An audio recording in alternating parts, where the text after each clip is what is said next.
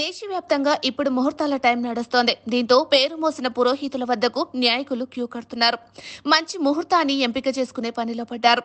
దేశవ్యాప్తంగా సార్వత్రిక ఎన్నికలతో పాటు 5 రాష్ట్రాల్లో అసెంబ్లీ ఎన్నికలు జరుగుతుండటంతో అంతటా ఎలక్షన్ ఫీవర్ నెలకొంది. మొత్తం 7 విడతల్లో ఎలక్షన్ జరుగుతోంది.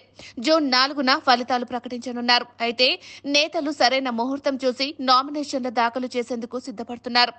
అందుకే పేరు మోసిన పురోహితులను ఆశ్రయిస్తున్నారు. దీంతో పురోహితులకు గిరాకీ ఏర్పడింది. ఎక్కడా చూసినా నేతల తాకిడి కనిపిస్తోంది. కాగా ఏపీకి సంబంధించి యువనేత నారా లోకేష్ కు తమిళనాడులోని శ్రీరంగనాథ స్వామి ఆలయ పూజారులు ముహూర్తం పెట్టారు. ఈ రోజు ఆయన నామినేషన్లు దాఖలు చేశారు. మంగళగిరి నియోజకవర్గం నుంచి నారా లోకేష్ పోటీ చేస్తున్న సంగతి తెలిసిందే. గత ఎన్నికల్లో పోటీ చేసిన ఆయన ఓడిపోయారు. అయినా సరే రెండోసారి బరిలో దిగుతున్నారు. దీంతో అన్ని రకాల జాగ్రత్తలు తీసుకుంటున్నారు. అటు ముహూర్త బలం చూసుకొని నామినేషన్లు దాఖలు చేశారు. భారీ బల ప్రదర్శన నడుమ ఈ రోజు మంగళగిరిలో ఆయన నామినేషన్ వేశారు. అటు బీజేపీ జనసేన నేతలు భారీగా తరలివచ్చారు. సర్వమత ప్రార్థనల అనంతరం ర్యాలీగా వెళ్లి లోకేష్ నామినేషన్ దాఖలు చేయడం విశేషం. అయితే మంగళగిరిలో ఎలాగైనా లోకేష్ ను ఓడించాలని జగన్ కసితో పనిచేస్తున్నారు.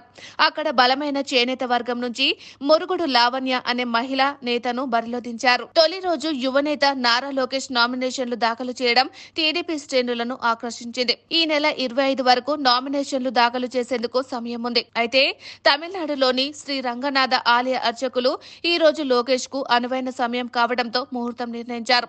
వారి సూచనల మేరకు లోకేష్ తొలి రోజు నామినేషన్లు దాఖలు చేయాల్సి వచ్చింది. అయితే గత కొద్ది రోజులుగా లోకేష్ మంగళగిరికే పరిమితమయ్యారు. భాగస్వామ్య పార్టీల సభల్లో ఎక్కడా కనిపించడం లేదు. ఈ నేపథ్యంలో వీలైనంత వరకు నామినేషన్ ప్రక్రియ పూర్తి చేసి ప్రచార పర్వంలో అడుగుపెట్టాలని లోకేష్ భావిస్తున్నారు. అందుకే కీలక నేతల్లో ముందుగా లోకేష్ నామినేషన్ దాఖలు చేశారు. మంగళగిరిలో తొలి విడత ప్రచారం పూర్తి చేసి రాష్ట్రంలో మిగతా ప్రాంతాల్లో ప్రచారం చేయాలని లోకేష్ ప్లాన్ చేశారు. అందుకే తొలి రోజు నామినేషన్ దాఖలు చేసినట్లు టీడీపీ వర్గాలు చెబుతున్నాయి.